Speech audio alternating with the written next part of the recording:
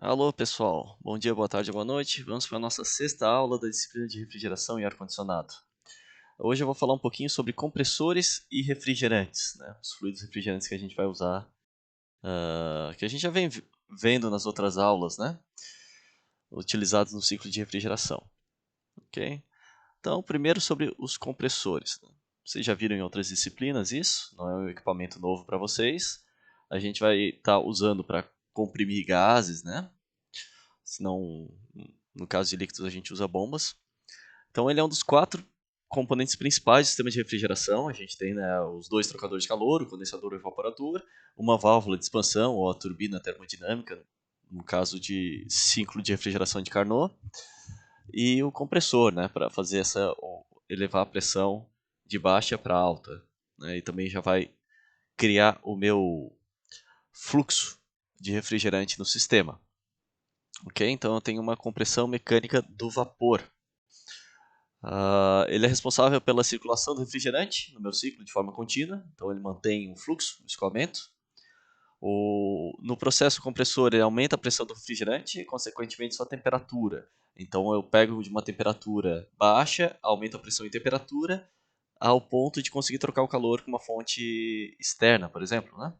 Meu ambiente externo, eu aumento a temperatura acima da temperatura do ambiente para ocorrer essa troca térmica, né, no meu trocador de calor, no meu condensador, né, porque ele está rejeitando calor. Então ele vai sair de vapor para líquido. Para fazer isso, ele rejeita calor no meu trocador de calor externo, se for um sistema de ar-condicionado ou um refrigerador, por exemplo. Eu tenho dois tipos básicos de compressor: os de deslocamento positivo e os dinâmicos. Então, dinâmicos, né? Aqui eu tenho o esquema deles. Alguns modelos, né, de deslocamento positivo eu posso ter os alternativos ou rotativos, eu posso ter parafuso, scroll, pistão rolante ou de palhetas, e dinâmicos eu tenho os centrífugos, né, bem semelhante à parte de bombas. Então, se vocês já viram bombas, também tem muitos componentes semelhantes. Diferença deles, né? Deslocamento positivo e dinâmicos. Aumenta a pressão do vapor do refrigerante através da redução do volume na câmara de compressão, né? Aqui eu tenho um deslocamento positivo, eu reduzo o volume que eu tenho disponível com o meu gás ali dentro, e nisso eu aumento a pressão.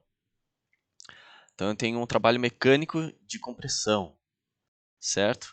Desses compressores alternativos, eu tenho os alternativos e rotativos. Nos rotativos eu tenho parafuso, scroll, pistão rolante, né, palhetas. E nos dinâmicos eu faço o aumento de pressão através da transferência de energia, através de quantidade de movimento angular, né, que eu estou entregando para o meu fluido, através do movimento de rotação, né, através de energia centrífuga. Então, energia cinética, né? Essa energia cinética é convertida em momento angular, né, pelas pás do rotor no refrigerante, e nisso eu consigo aumentar a pressão do meu fluido.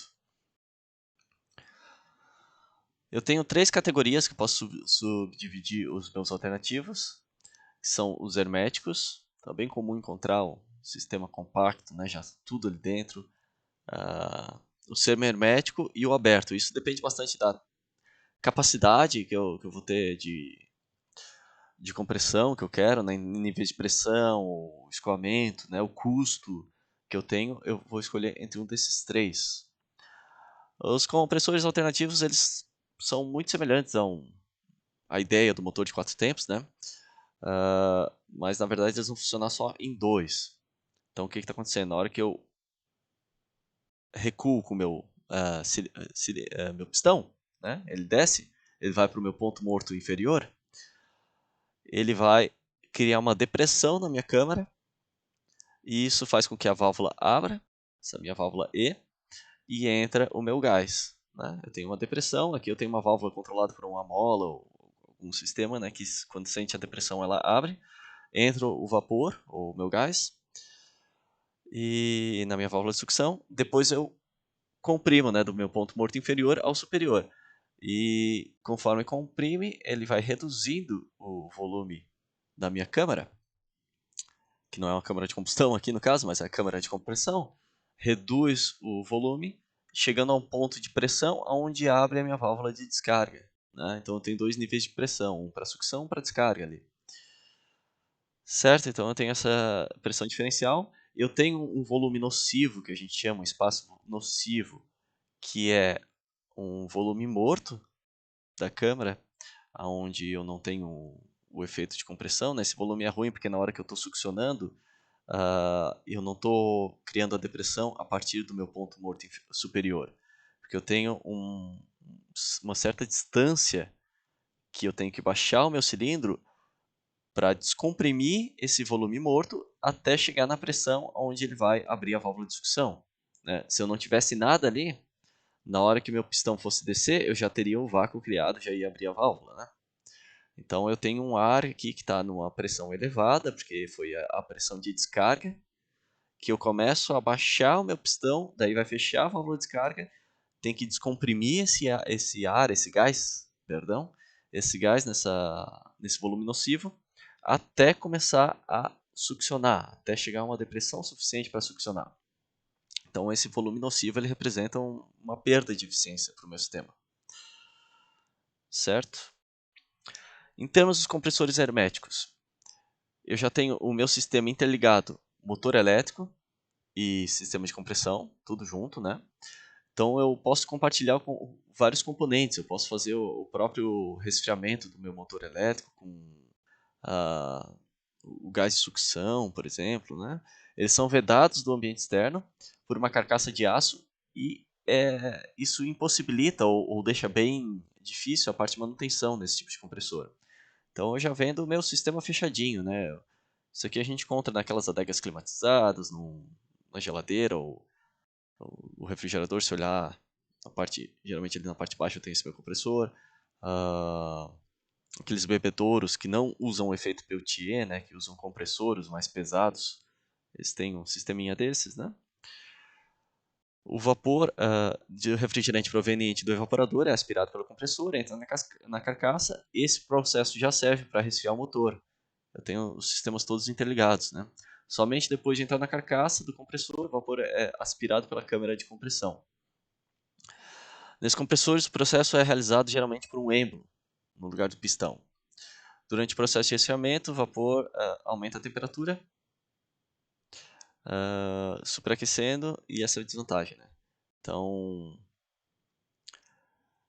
eu tenho um superaquecimento enquanto eu vou resfriando o meu motor. Então, superaquecimento do meu gás. Então, eu tenho uma desvantagem aí, né? Eu estou entrando daí com o vapor um pouco superaquecido. Na verdade, eu já tem válvulas de controle que a gente vai ver depois, né? Na parte de superfície de troca térmica, na próxima aula, que garantem também a entrada um pouquinho superaquecido, porque é melhor do que entrar com gás saturado com líquido, né, no meu compressor. Para entender um pouco melhor, assim, eu entro com, geralmente a gente colocava lá no gráfico, né, uma condição de saturação na entrada do compressor, antes de subir, né, dependendo do diagrama ETS ou pH, mas eu entro com uma condição de saturação ali. Então, o ideal é entrar um pouquinho superaquecido para garantir que não vai ter gotículas líquidas no meu compressor. Como eu estou trocando um pouco de calor, resfriando meu motor elétrico, eu estou aquecendo um pouquinho mais meu fluido. Então, eu consigo entrar um pouco na minha condição de superaquecido antes de entrar no compressor. Né? Mas é uma desvantagem em termos de volume específico do gás e tudo mais. Né? Eu entrar com ele um pouquinho superaquecido. Tem as vantagens e tem as desvantagens disso, né? As maiores vantagens são menor ruído e ausência de vazamento. Tem o meu sistema hermético, né? Desvantagens eu posso citar, né? A perda de eficiência devido ao aquecimento do gás pelo enrolamento do motor, né? O superaquecimento, entra um pouquinho. Superaquecido, contaminação do sistema por resíduos após a queima do motor. Então eu posso ter um pouco de queima de óleo, vai contaminar o meu fluido refrigerante, né? A difícil manutenção e reparo, não permite controle de capacidade e não pode ser utilizado com amônia. Né? Então eu tenho capacidade reduzida aqui. Eu não vou operar com esse tipo de compressor num sistema industrial. né? Numa geladeira, ok. No sistema industrial, daí eu já vou ter que olhar outra solução. Aqui eu tenho os componentes, né? Depois vocês olhem com calma, mas aqui é o meu motor elétrico, né? Que o 34, daí eu tenho as válvulas, todos os componentes bem detalhados, né? As minhas tubulações aqui de 20 e 23, né? O cano de sucção e o cano de descarga, ok? O meu 18 aqui seria o furos para lubrificação, né? Eu tenho rotor, só para a gente ter uma noção da visão desse componente, né? Eu tenho até lá no laboratório para cortar um desses aqui, um compressor desse, mas com toda essa parada e atividades não presenciais ainda não dá tempo, mas eu quero ver se a gente consegue cortar com o Henrique para dar uma olhada melhor nos componentes dentro de um desse, de um ar-condicionado, né? Eu tenho o semi-hermético, ele compartilha a mesma carcaça com o motor elétrico. Eu tenho mais acessos para reparos dos componentes internos, então é um equipamento só, né? Compartilha a carcaça, mas a conexão deles é feita pelo eixo aqui, né? Eu tenho dentro da minha carcaça a parte do motor, a parte do compressor e a parte do motor elétrico, né? Então eu tenho uma certa divisão entre eles. Né? Aqui o semi-hermético, ó, vamos ver coloquei uns vídeos dos componentes. Deixa eu ver se eu consigo escrever em cima. Dá pra fazer o desenho em cima, então. Aqui é o meu compressor, os pistões, né? Motor elétrico nesse lado. Toda a parte de válvulas, controle na parte elétrica, né? Os cabeçotes. Então, eu tenho uma espécie de divisão entre os dois, apesar de eles estarem na mesma carcaça, um pouco diferente do compressor hermético. Aqui a parte de lubrificação, é muito importante ter a lubrificação contínua dos mancais.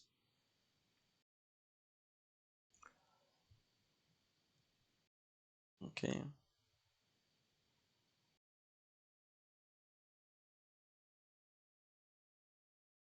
As válvulas, né, de abertura, resistente ao impacto. Aqui é um vídeo propaganda aí, né, do produto.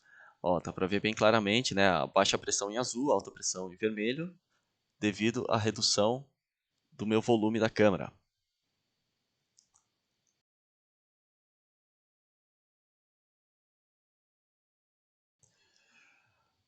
A refrigeração do rotor feita com o fluido aspirado, como comentou ali, mesma forma que foi feito no hermético, né? E eu tenho daí os compressores abertos. Esses aqui já geralmente são para capacidades maiores. Daí eu vou comprar o compressor e depois eu vejo as especificações e compro o motor. E eu encaixo eles um no outro através do eixo, né? Então eu não tenho uma ligação direta entre os dois. Eu só vou encaixar um motor elétrico nesse meu eixo, certo? Então não tem nenhuma ligação entre as carcaças, o sistema mecânico e do acionador, com exceção do eixo, né? Que pode ser um motor elétrico, eu posso usar um motor de combustão, né? Uma turbina. Então eu posso aproveitar de formas diferentes energia mecânica para acionar esse compressor.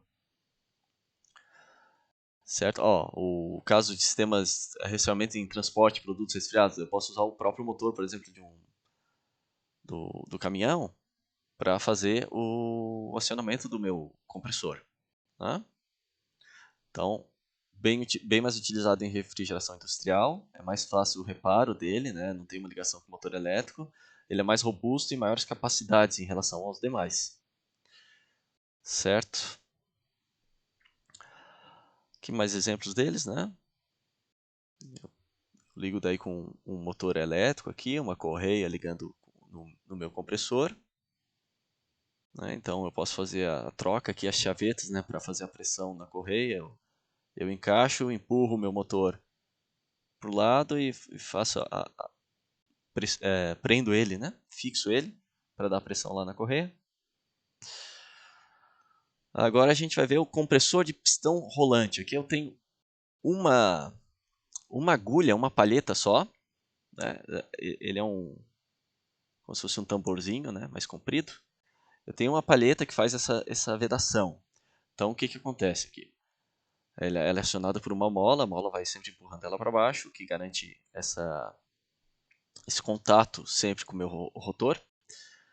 Então, eu tenho um eixo de rotação excêntrico ao eixo do rotor, mas que coincide com o eixo do cilindro, né? Então, o meu eixo de rotação, ele é excêntrico ao do rotor, né, que eu tenho aqui meu bolinha, mas coincide com o do cilindro, né? Essa parte da parte externa. Então a gente pode ver o que está acontecendo aqui no movimento nessas figuras, né? Primeiro eu tenho a sucção, ela entra por aqui, meu gás, né? Entra por aqui. Essa palheta ela está sempre em contato com esse meu rotorzinho aqui. O cilindro é a carcaça externa, né, que a gente está chamando. Então tem um certo momento em que ele veda, né, a minha válvula de sucção. Ela fecha aqui. E esse gás que está compreendido nesse volume, ele vai ser comprimido daí, né? Eu vou estar empurrando ele conforme eu giro para a minha condição de alta pressão, né? Como eu olho aqui nesse 2, 3, 4, eu comprimo ele para uma condição de alta pressão, aonde daí a minha válvula abre de alta pressão, né? As selagens entre as regiões de alta e baixa pressão, elas são realizadas nessa linha de contato entre a pá e o rotor, né? Enquanto a descarga acontece, o volume de sucção é preenchido pelo vapor proveniente do evaporador, né? Enquanto eu estou fazendo a descarga, eu abro para sucção nova. Em relação aos outros, ele tem menor número de partes móveis. Eu tenho o rotor e essa minha palheta única, né? Ele é mais compacto e leve, e as peças deslizantes devem apresentar grande resistência ao desgaste. Olha o contato que eu tenho aqui. Eu tenho uma rotação direta de contato, tanto aqui quanto aqui. Girando, eu tenho que ter uma resistência ao desgaste, né? Para não ter vazamento aqui do gás. Então, esse é o funcionamento dele. Chega numa certa pressão, abre a minha válvula de descarga e eu empurro para fora, que nem era no outro, no alternativo. Eu posso ter o de palhetas deslizantes, daí eu já tenho mais palhetas. Tenho aqui no caso, né, 6, e essas palhetas elas não têm uma mola. Então, como é que é feito o contato da palheta com o meu cilindro, né, que é com essa parte, com a carcaça externa dele, onde está rolando? Ela é feita por força centrífuga. Então, enquanto ele começa a girar em velocidades mais elevadas, essa palheta vai pela força centrífuga, garantindo que ela fica encostada ali. Esse aqui, o eixo de rotação é um pouco diferente. Olha como é que está esse eixo em relação ao eixo do cilindro, mas ele não está girando que nem esse, né? Que o meu rotor gira em torno da carcaça. Então, eu tenho aqui a selagem das regiões de alta pressão, correndo nas linhas de contato entre as pás e o cilindro, e as pás e as ranhuras. Eu tenho várias palhetas, então eu tenho várias câmaras de compressão em estágios diferentes, né?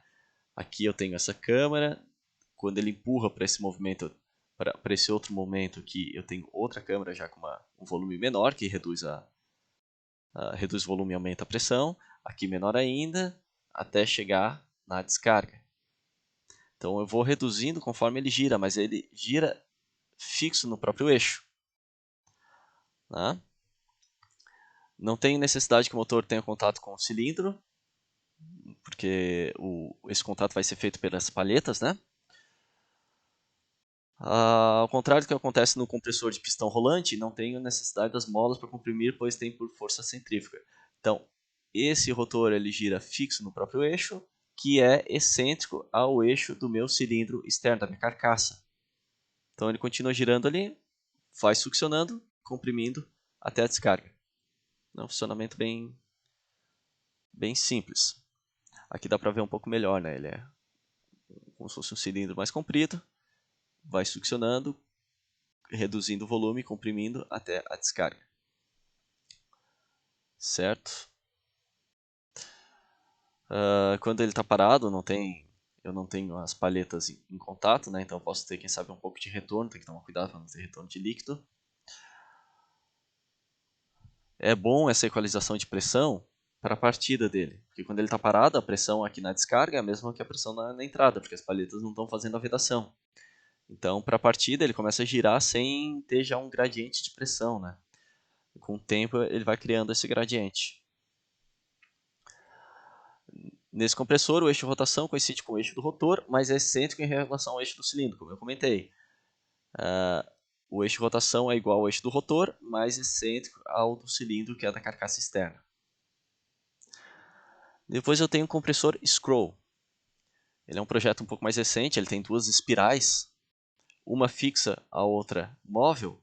Essa móvel ela vai rotacionando, né? Ela faz uma vedação inicial desse gás, e conforme ela vai rotacionando, o gás vai tendo que escapar para regiões mais internas entre as duas espirais, que tem um volume reduzido.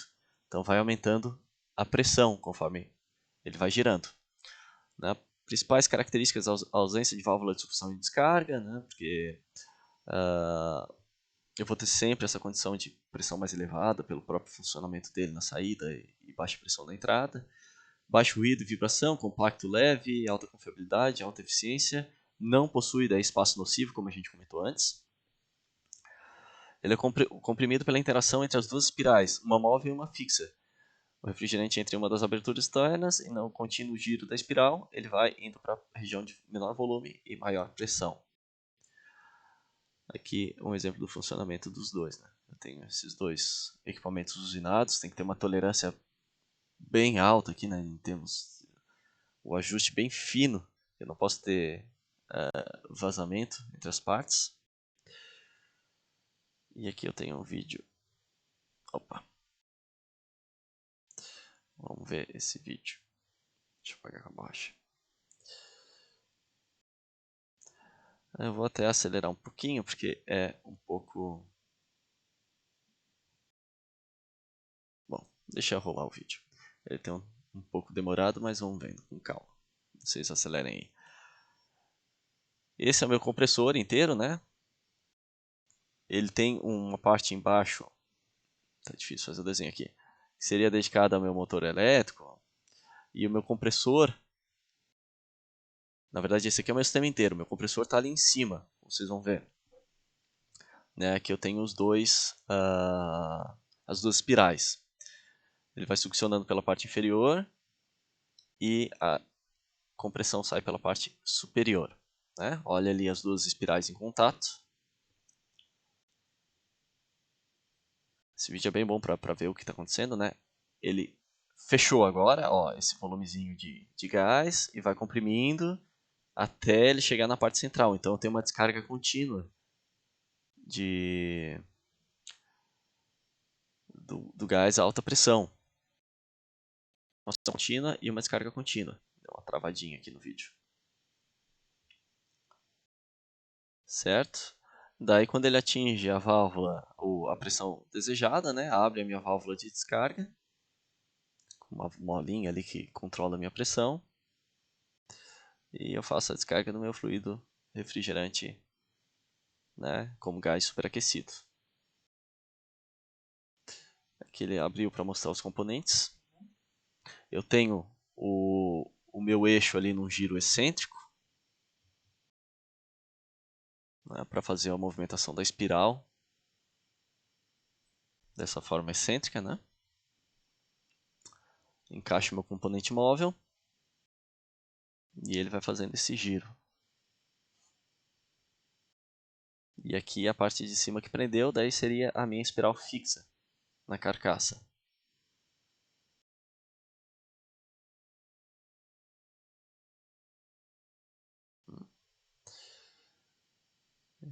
Que ele aumentou um pouco.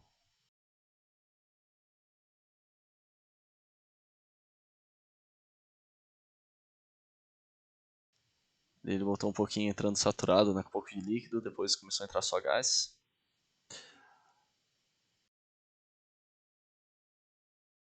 E esse é o funcionamento, pessoal. Espero que tenha ficado bem bem claro.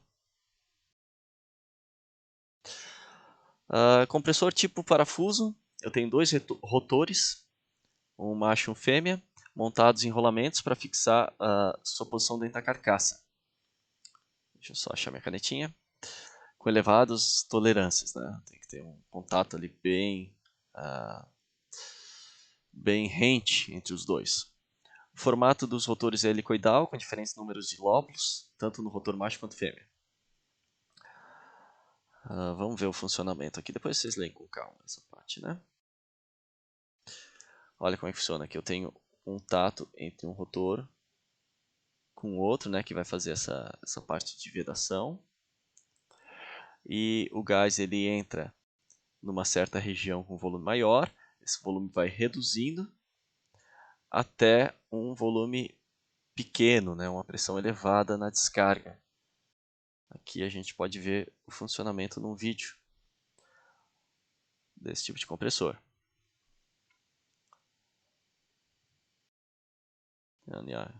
O eixo, a chaveta, né, para prender no meu motor elétrico, ou no caso ali foi no rotor, né.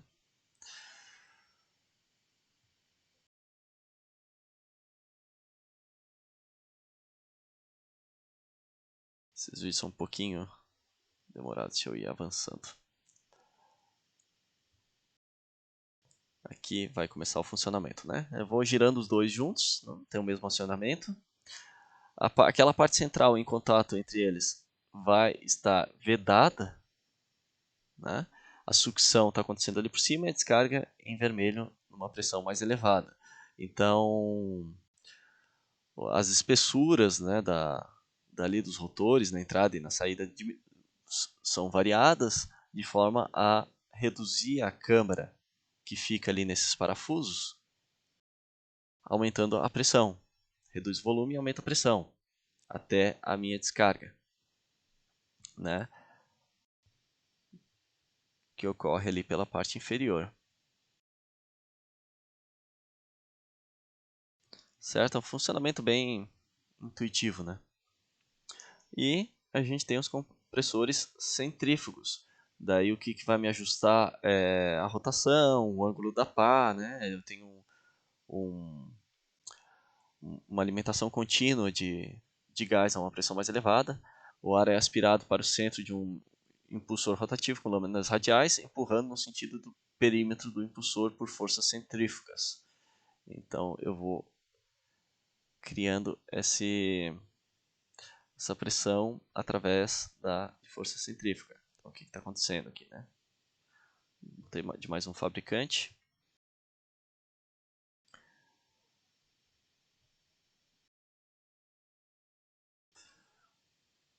Vamos.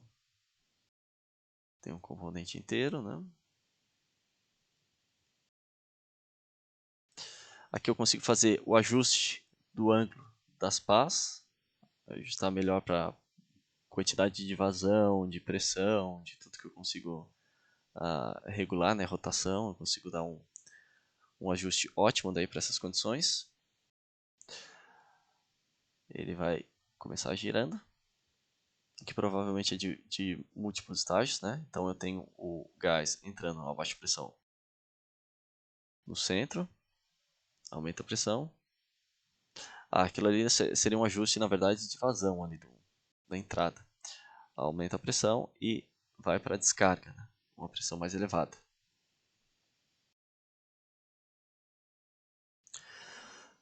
A seleção que eu vou fazer vai depender bastante de alguns parâmetros, como por exemplo a minha vazão, máxima aqui em pés cúbicos por minuto, né? Ou metros cúbicos por minuto, ou dependendo se eu já tenho, eu posso passar para quilogramas por segundo, né? E a taxa de pressão que eu quero. Daí dependendo eu vou ter compressores mais adequados do que outros.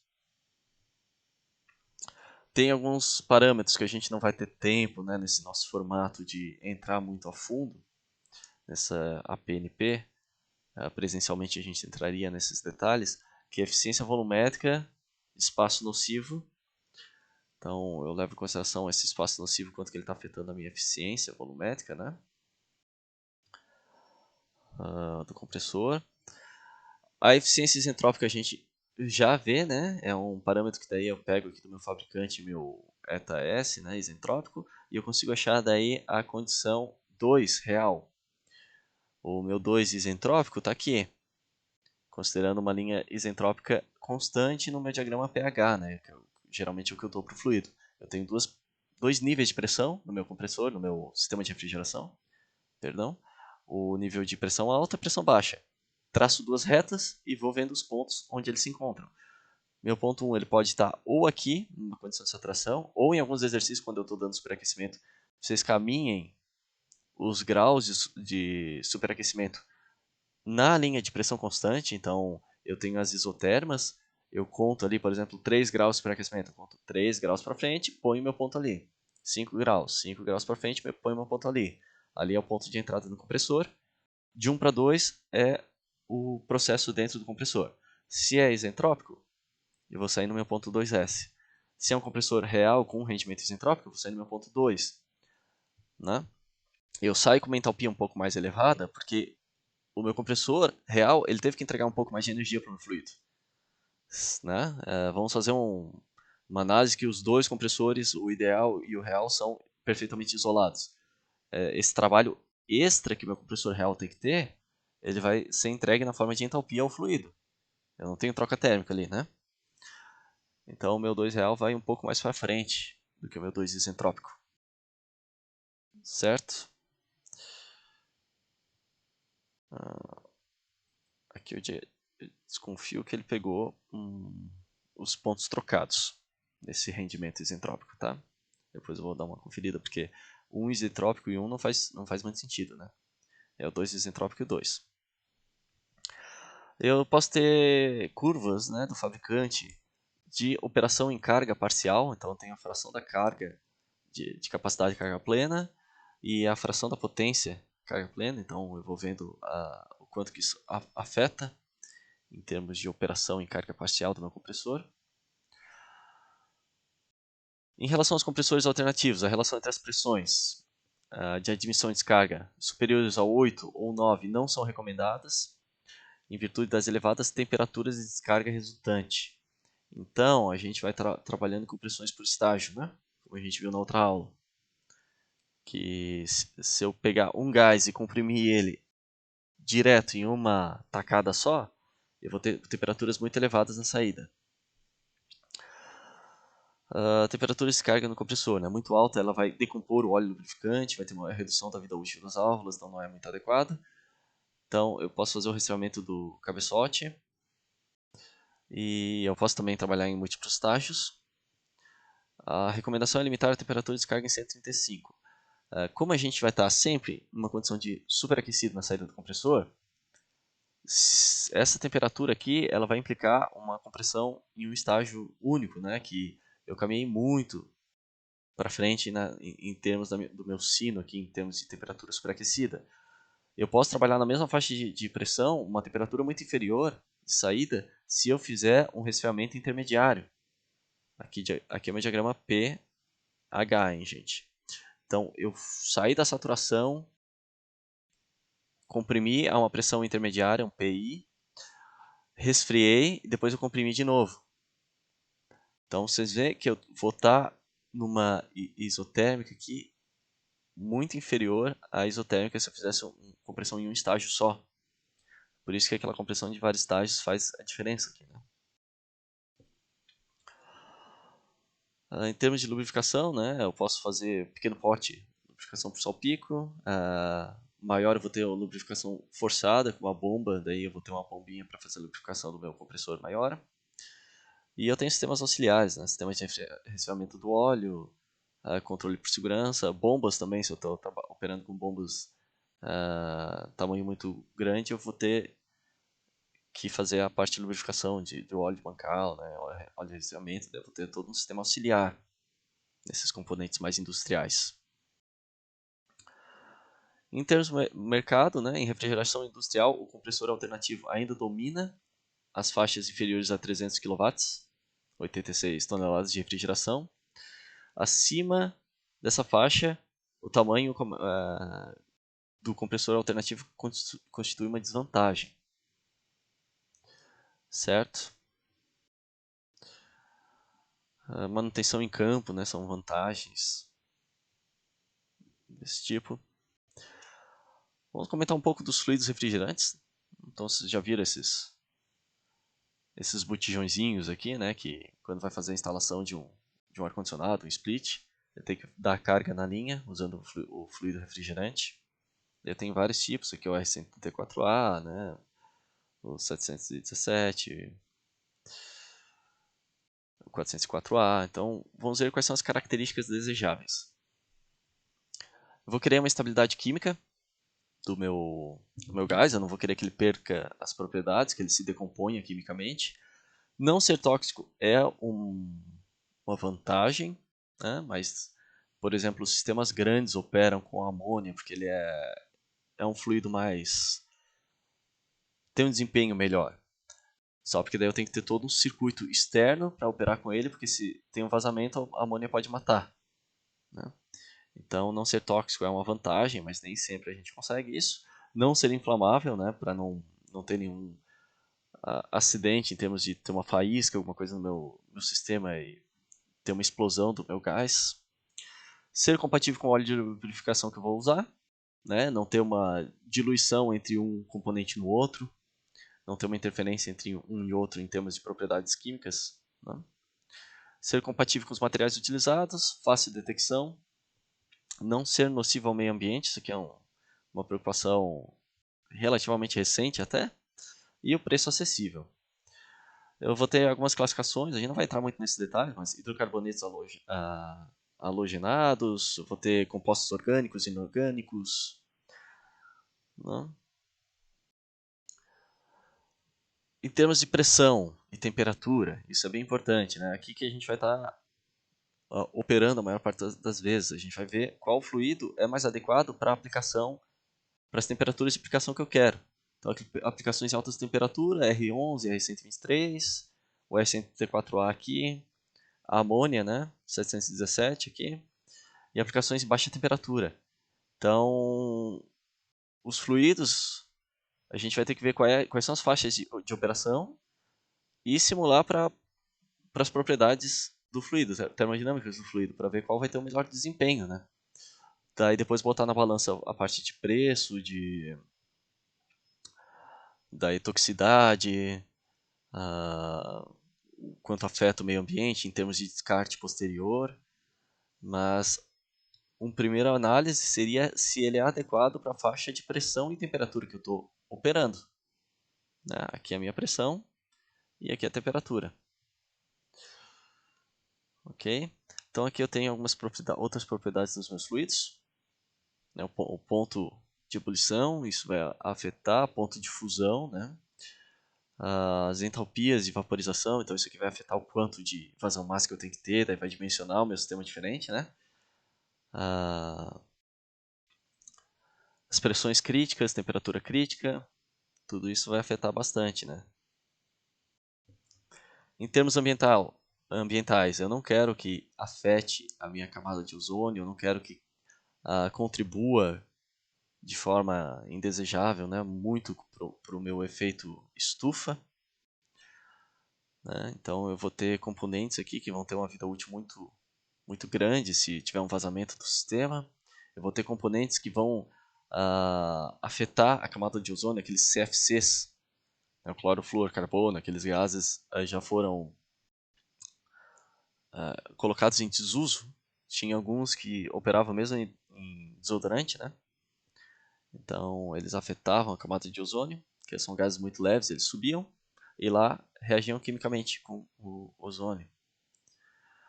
Em termos de segurança, eu vou ter essa classificação da ASHRAE, né? American Society of Heating, Refrigerating and Air Conditioning Engineers. Então as normas, muitas coisas a gente pega daqui. Em termos de toxicidade, eu posso ter o A, que não foi identificada, ou não tóxico, né? Seria como dizer isso. A gente não conseguiu identificar uma toxicidade. Ou B, que eu tenho evidências. 1. Se não propaga chama em ar a 18 graus 101 kPa. Ou 2. O limite superior a 21 101 kPa. E o 3. Inferior a outro limite aqui. o 3 inferior, né? O 2 superior. Então aqui eu tenho alguns fluidos nessa classificação, né? A amônia, B2. Então ela não é ótima em termos de inflamabilidade e ela tem o caráter B aqui, que é a toxicidade, né? Ela é tóxica. Os outros refrigerantes, a maioria está na classificação A1.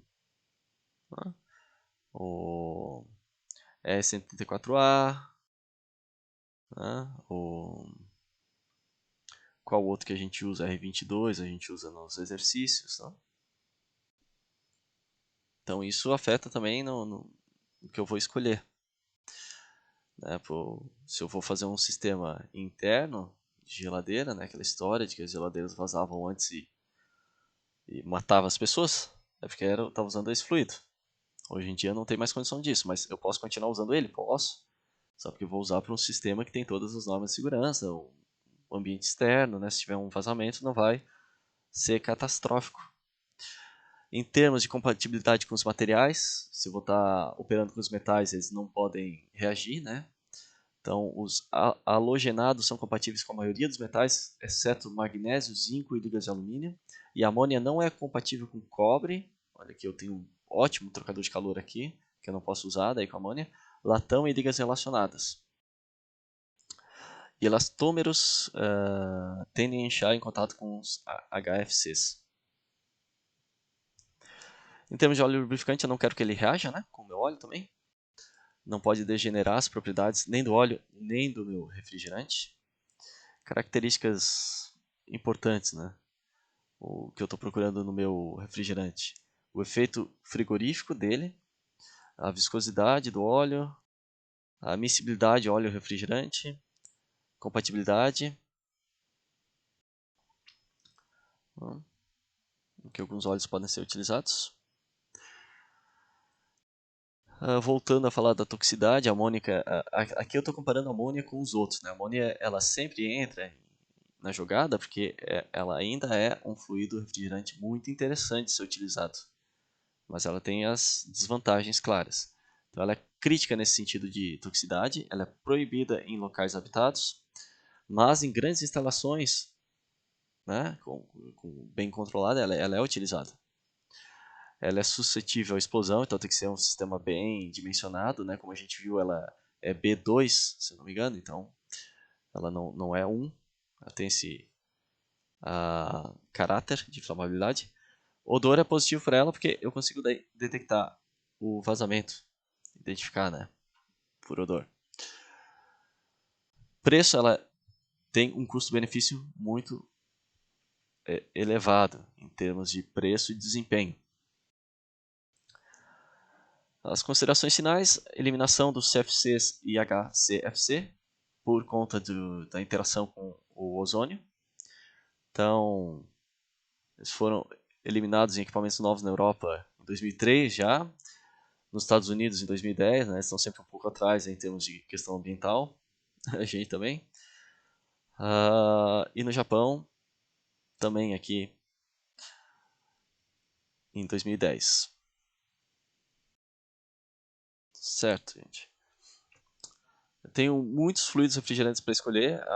Uma das características importantíssimas vão ser o desempenho em termos de projeto para os níveis de pressão e temperatura e sistema que eu tenho, né, dimensionamento do meu compressor. Então, o quanto de fluido eu vou precisar colocar vai depender das capacidades térmicas deles, né, das entalpias do meu MCP ou ΔH. Uma série de fatores deve ser analisada para a determinação do fluido. Então é multivariável, tem que levar em consideração tudo aquilo que a gente comentou, que a gente viu. O meio ambiente tomou um aspecto muito importante na decisão de que fluido utilizar e que fluido é proibido em equipamentos novos. Mas todos eles têm que ser utilizados com cuidado. A gente tem que ter as precauções com todos eles. Né? Mesmo não sendo tóxico a baixa quantidade, todos eles vão ser tóxicos em uma quantidade muito elevada, né? Então a gente tem que sempre tomar cuidado com isso, com todos esses aspectos.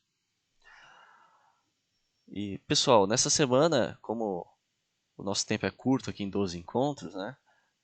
E eu não quis colocar muita coisa na semana da avaliação, que já tinha avaliação. Então, essa semana eu separei em duas aulas que eu estou tentando fazer um pouco mais curtas na medida do possível, mais superficiais, né? São a parte de compressores refrigerante e superfície e troca térmica de um refrigerador, que eu vou colocar na sequência, certo? Então, até a próxima. Um abraço.